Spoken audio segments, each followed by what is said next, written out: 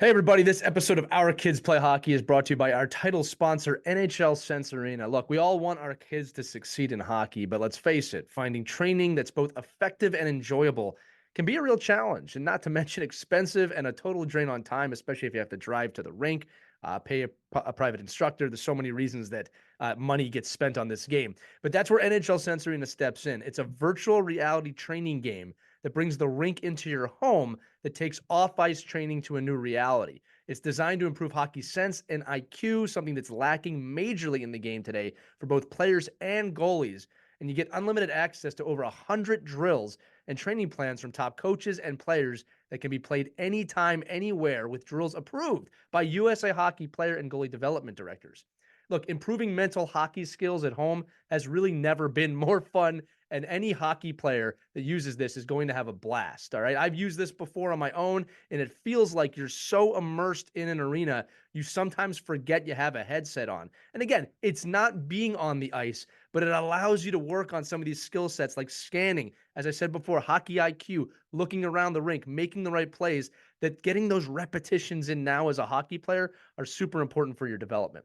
So NHL Sense Arena is giving all the listeners an exclusive offer for $50 off an annual plan when you use our code Hockey Never Stops at checkout. Again, that's Hockey Never Stops. All you got to do is go to hockey.sensearena.com. Again, that's hockey.sensearena.com. Use the code Hockey Never Stops, and you'll save $50 on your annual plan of NHL Sense Arena. Make sure to check that out and enjoy this episode of Our Kids Play Hockey.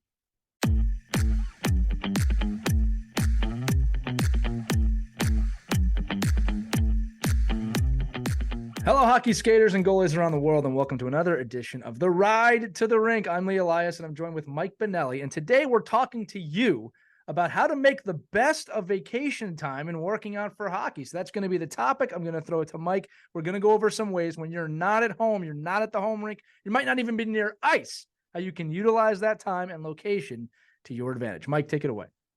Well, we've heard the stories, right, of Connor Bedard going to Hawaii with a broken wrist, and the only thing he asked for was he had to bring his rollerblades, right? Or I have to bring something that I can do in hockey. And I don't think, I don't know if you need to go through that kind of extreme, but I would say like what we want to do is prepare for when we go on vacation, whether it's 3 days, a week, 2 weeks.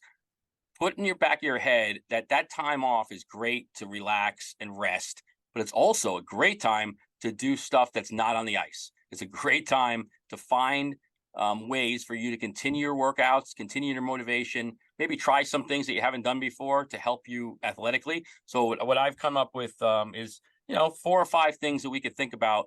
We're on vacation. We probably have limited access to what we can bring, and I'll add that in as well. So number one is, put in a plan where every day you can get 20 minutes. 20 minutes every day, whether it's waking up a little bit early. If you're on a cruise, you can wake up 20 minutes early. If you're on vacation, you're at the beach house, wherever you are this summer, find a way to get 20 minutes out of your day.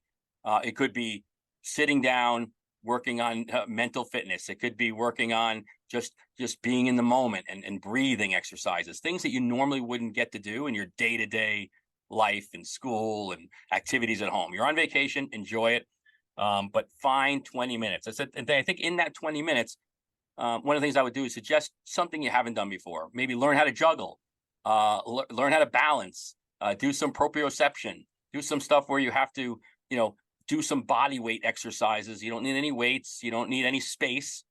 Just finding that way to use that 20 minutes appropriately. Yeah, mobility is a good one too.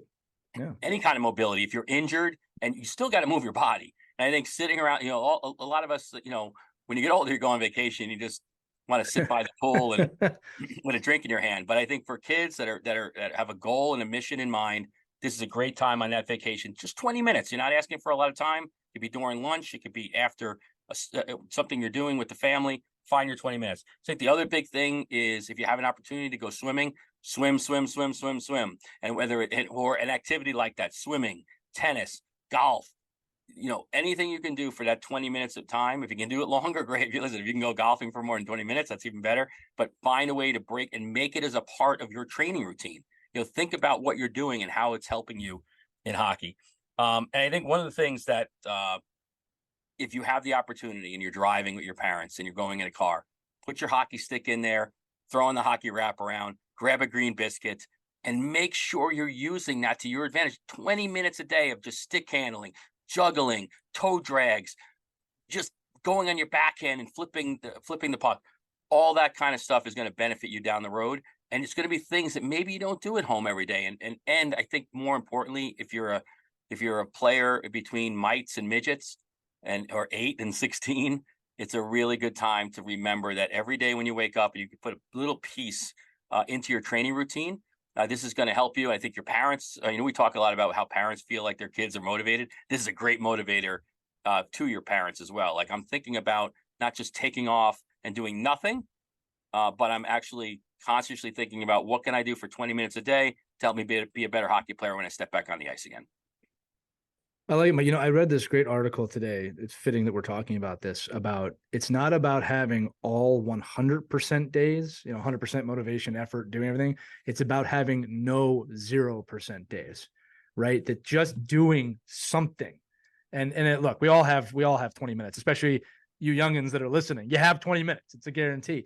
So utilizing that time, and again, listen, 20 minutes tends to turn into more than 20 minutes, right, Mike? But it's not about having all 100% days. It's about having no 0% days to build the habit of doing that. And it all goes towards that kind of 10,000 hour mentality of mastering something. The person who's not doing 20 minutes a day is not getting that time. So, Mike, that's just fantastic advice for everybody listening. No, I would just say it's great advice to try to, not have that 0% day. I think that's so important. And I think 20 minutes is a good starting point. Lee mentioned it might be longer, but if it's 20 minutes, you can do it and just really help you benefit for the rest of your season.